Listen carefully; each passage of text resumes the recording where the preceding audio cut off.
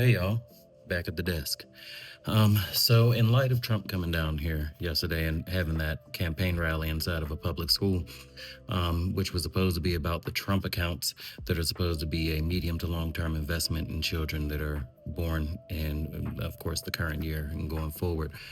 Um, I wanted to talk about some actual labor policies that may be beneficial to the times that we're in, right? And of course, we're going to start off with higher wages because that's going to be the number one thing I always push for is higher wages.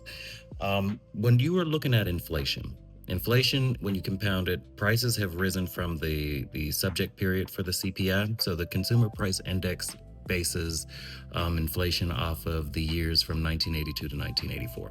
So inflation has risen from that period to now 232.5%. Right. So if you took the average hourly wage from June that I just gave us in our June labor report, it's $37 and 64 cents. If you convert that into $1984, that's going to be $11.71. The actual average hourly wage in December of 1984, it was $8.19. So the real wage, if we're considering real to be based on that subject period, so we're going to say that 1984, your $37 an hour, if you are a person that has that hourly rate, you are actually making $11.71. Your wage did not keep pace with inflation, right? So the first policy I would definitely say is that we need to increase the minimum wage to put an upward pressure on all wages. What's amusing is that in 1934 there was a hosiery strike in Pennsylvania, I believe, and they were pushing for a 50 cent an hour wage, and 50 cent from 1934 to today would be about $12. And so we've always been in that ballpark of above 10 but below 20, shooting for that to be the minimum wage in this country for practically 100 years. And I'm pretty sure if I went to look into labor history and I went into the 1800s, it'd be something similar as well. But we need to have an upward pressure on wages. And so that would be the first policy. The second policy I would shoot for is salary transparency. When you're applying for these jobs, they should tell you what it is they're looking to pay. They should be making an offer. At the end of the day, we have to reshape our mindset. You're not just a person, you're not just a cog going into the machine. You are an actual firm. You are selling your labor. Just like a farmer sells tomatoes at a farmer's market, you are selling your labor to these firms. So you are going into a business deal every time you apply for a job. And just because you are in dire straits and you need an income does not mean that you should go into any job and just accept whatever. They should have to bring their numbers to the table, and they should have to haggle just like you have to, or anyone that goes into any open market. If we're going to believe in capitalism and the market, we have to actually live by those principles. So they should have to tell you up front what they're looking to pay people when they apply. The next part of that is a hiring deadline. There's a lot of ghost jobs that are out there. They should have to tell you if this job is purely speculative, if it's purely for research, or if they're actually trying to hire and what is the date they're trying to hire by. So we shouldn't be wasting our time trying to apply for jobs that aren't going to lead anywhere. Now, if you want to take part in their environmental survey, be my guest, but we shouldn't have to waste our time to sell something to someone that they're not actually trying to buy. The next thing would be a compulsory wage negotiation, and this could be either industry-wide or it could be on the individual level. And of course, compulsory means that it's obligated.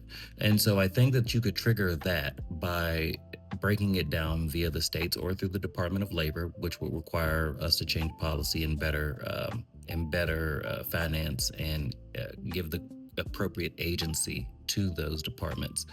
But essentially, you would let the labor commissioner, because in Georgia we have a labor commissioner, you would let the labor commissioner enact a compulsory wage negotiation, which would then require employers to either reach out to their individual employees and say, this is what we can offer to raise your wage to, or if you do it on an industry standard, you would expand the labor commission so that there were actual commissions based on each industry, and then the representatives of labor would go before them and they would negotiate a general wage for that industry. Um, I think that then allows for the collective power of labor to be able to have a true seat at the table. And even on the individual level, you would be able to go to the table. They'd be able to tell you what their budgetary straits are. And you can then choose if you're going to stay with that firm or if you're going to continue to fight to have a better wage. The next part I would have to say is standardized schedules. There's a lot of people who are shift workers, who are gig workers, who are part-time workers, and they are in situations where you're coming into work. I know when I worked in fast food, there were a lot of times where you had to come in and you close, and then magically you turn around and you have to come right back and open. There should be a set standard of how many hours you need to have off between two shifts. And the only way you break that is if it's on your own accord. You have to agree to that, to coming in after you closed and then going in to open again. Also, because the AI thing is seeming to turn around on those billionaires that said that they were going to replace everybody's jobs, it looks like from what the Wall Street Journal is reporting that AI is actually making workers more productive. And because workers are not so keen on allowing computers to replace them, these firms are not able to integrate AI, which isn't at the level where it can replace all of the workers. They're still hiring people, even though our hiring numbers are anemic. They are still hiring people, and it's making them more productive. Because of that, I would say that we all should go to a new full-time schedule where it's a 36-hour, 4-day work week. And there, of course, should be certain regulations that prevents that overworking. The next part, I would have to say that there should be a temporal indemnity. And that part, and you would think like Aflac, you get hurt and Aflac gives you a portion of your income while you're out of work. But this would be set up through your labor department or your labor commissioner.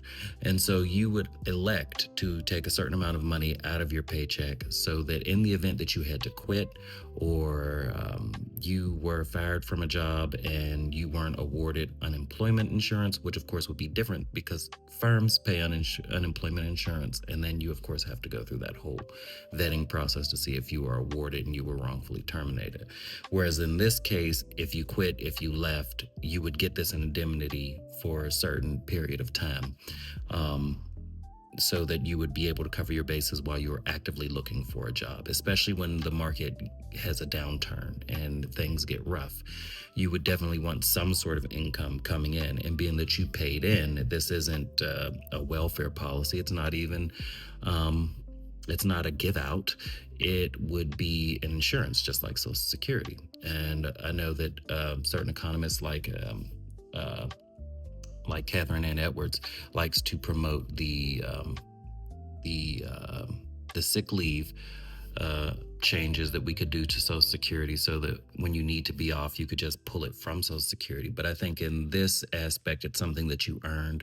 There's no societal shame for you to request your money back when you decide that you can't do this job or you're let go from a job. And so I think that that would be a great push as well. So altogether, I'm thinking that those, those 6 policies, I think that those would make a totally different landscape for workers. I think that it would be a more conducive environment for growth. At the end of the day, we have to keep up with prices. And if the cost of everything gets to the point where the vast majority of Americans cannot afford it, you're only going to see an increase in crime. You're only going to see an increase in attacks against the wealthy, attacks against businesses. You'll probably see more strikes against businesses. You'll probably see looting in certain instances. The only way that we can keep continuity in the way that we understand American life is if we adjust and workers have a better situation. And we can't just take the conservative argument of we're going to invest this $1,000 and I'll put an additional $1,000 from the state of Georgia into their account, as if someone that's born today is going to be able to take that $1,000 and help their family life today. They're not going to be able to do that. It does not help with affordability today. It may help in the future, it may help in the medium to long run, but it will not help today. And at the end of the day, we have to think about policies that are going to help us today. And I guarantee you, workers need the help.